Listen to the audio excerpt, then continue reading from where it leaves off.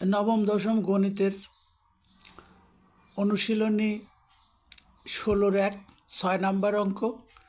একটি ত্রিভুজের দুই বাহুর দৈর্ঘ্য যথাক্রমে ২৬ মিটার ২৮ মিটার এবং ক্ষেত্রফল ১৮২ বর্গ মিটার হলে বাহুদ্বয়ের অন্তর্ভুক্ত কোণ নির্ণয় করো।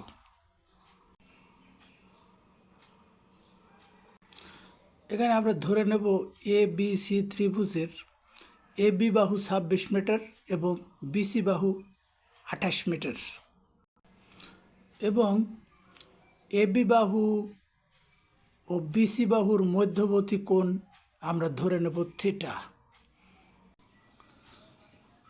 যেহেতু প্রশ্নে দেওয়া আছে ত্রিভুজটির ক্ষেত্রফল ১৮২ বর্গ মিটার, তো আমাদের জানা আছে যদি কোনো ত্রিভুজের দুইটি বাহু এবং তার অন্তর্ভুক্ত কোণ দেওয়া থাকে, সেক্ষেত্রে ত্রিভুজের ক্ষেত্রফলের সূত্রটা হবে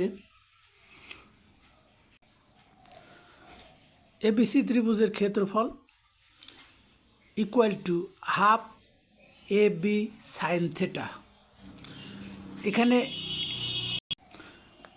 এখানে এই ছোটো হাতের এ বলতে একটি বাহুর দৈর্ঘ্য অর্থাৎ এ বি বাহুর দৈর্ঘ্য যেটা দেওয়া আছে ২৬ মিটার এবং বি হচ্ছে বিসি বাহুর দৈর্ঘ্য যেটা দেওয়া আছে ২৮ মিটার, সেটাকে আমরা ছোটো হাতের বি ধরে নিয়েছি।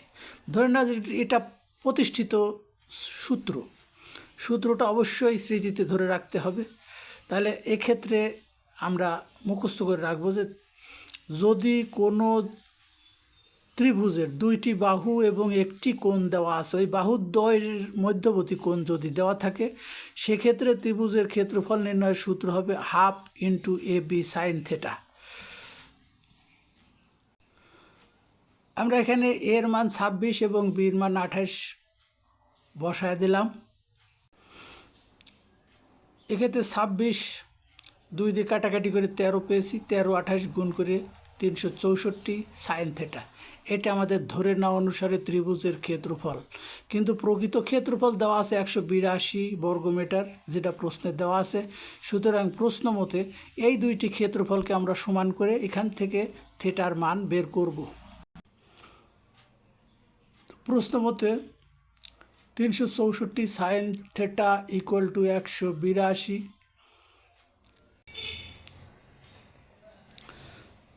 সুতরাং সাইন থিটা সমান পেলাম ১৮২ ভাগ ৩৬৪।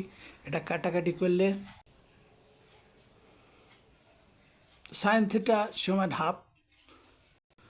আমাদের জেনে নিতে হবে যে হাফের মান সাইন কত ডিগ্রির সমান, অর্থাৎ আমরা জানি যে সাইন ৩০ ডিগ্রির সমান মান হচ্ছে হাফ, অর্থাৎ সাইন ৩০ ডিগ্রির মান হাফ। এই কারণে আমরা হাফের পরিবর্তে সাইন ৩০ ডিগ্রি বসালাম। এবার উভয় ক্ষেত্রে আমরা সাইন যদি বর্জন করি তাহলে থিটা ইকুয়াল টু ৩০ ডিগ্রি। আমরা উত্তর পেয়ে গেছি। আমাদের প্রশ্ন ছিল বাহুদ্বয়ের অন্তর্ভুক্ত কোণ নির্ণয় করো। আমরা নির্ণয় করেছি নির্ণেয় কোণের পরিমাণ ৩০ ডিগ্রি।